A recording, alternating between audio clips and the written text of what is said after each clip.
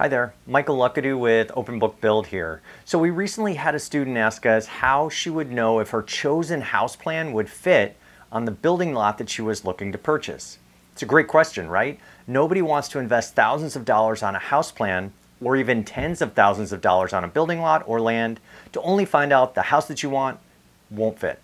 And for those of you that said just measure the width of the land or the lot and compare it to the width of the house plan, you really need to watch this video before you make a huge mistake.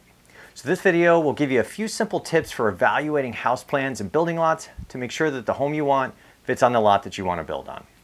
So here's a look at a simple plan of a lot. These lines represent the lot boundaries, and these lot boundaries or lot lines are found by connecting the lot corners.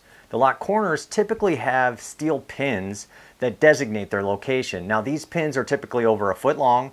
They're driven down into the ground so they're flush with the surface of the ground. The idea being we don't want lawnmowers or equipment to run them over. So in some cases, landscaping or heavy equipment has covered them up, so they're no longer visible. So if you're having trouble locating the lot corners on a given property, you can either use a metal detector to find them, or you can call a local surveyor to do it for you. So the first thing we want to review for a given property are the easements. Now, a utility easement is used to designate access for the utility companies. For example, the electric company, they may have a transformer connecting the underground service lines to the main out at the street on a given property. Now, this transformer will have a utility easement associated with it. We cannot build a structure of any kind in an easement located on the property. So these areas, they're off limits. Now, how do you know if a given property has any easements on it? We can either ask the seller or seller's real estate agent to provide a drawing showing the lot lines, corners, the dimensions of the lot lines, and any easements that are on it. You can also stop down to the local building or zoning department to see if they have a copy of the lot's site plan. Now this site plan, the example here, shows a 5-foot utility easement along the west side of the property, shown with a dashed line here. So we can't build the house in this location. The next thing we want to evaluate are the zoning setback requirements. Setbacks are the minimum distance a structure can be built to a given lot line. Now, local municipalities have setback requirements to create consistency in the neighborhoods. They want to prevent people from building right up onto that lot line, which can create problems with drainage, maintenance, privacy, and so forth. So let's say your given community has a 30-foot front yard setback. This means that you can't build the home, the garage, or any part of the structure, including the porch, any closer than 30 feet to the front lot line. Then we have a rear setback requirement as well. So in this sample drawing, we're showing a 50-foot rear yard setback that we can't build within. Now let's add in sample 10-foot side yard setbacks, and then we can connect all those setback lines outside of any easements, and we form what's called the building envelope. Now the building envelope is where the house can be actually built. Essentially, this building envelope dictates the maximum size of the foundation for the house and the garage.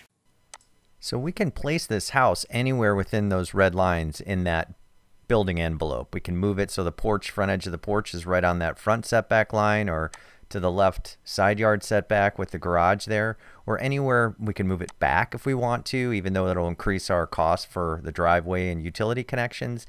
I like to keep a buffer though of a foot from where we place it, so there's an extra fudge factor in case somebody on the site messes up. We don't want to have to get a variance. Driveways are another consideration when thinking about whether a given house plan will fit on a given lot.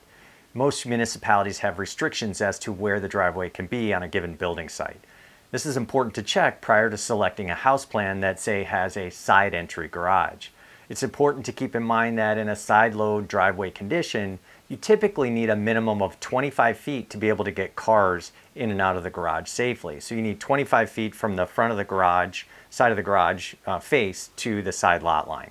So it's important to check with the local municipality to make sure that you've got enough space to make that happen. So where do you go to find out what the given setback requirements or driveway restrictions are for a given lot? Well, basically you call or stop over to the local building department and ask them. So that's about it for making sure that the house plan fits on a given lot that you're thinking about purchasing. Another item we discussed in our online course is the slope of the lot and how that might affect your house plan choices and where you put the garage. And then we also talk about proximity to bodies of water for basement considerations and making sure that you have a dry basement. But I'm not going to bore you with that right now. That's about it. If you have any questions, stop by and see me at ownerbuilderclass.com.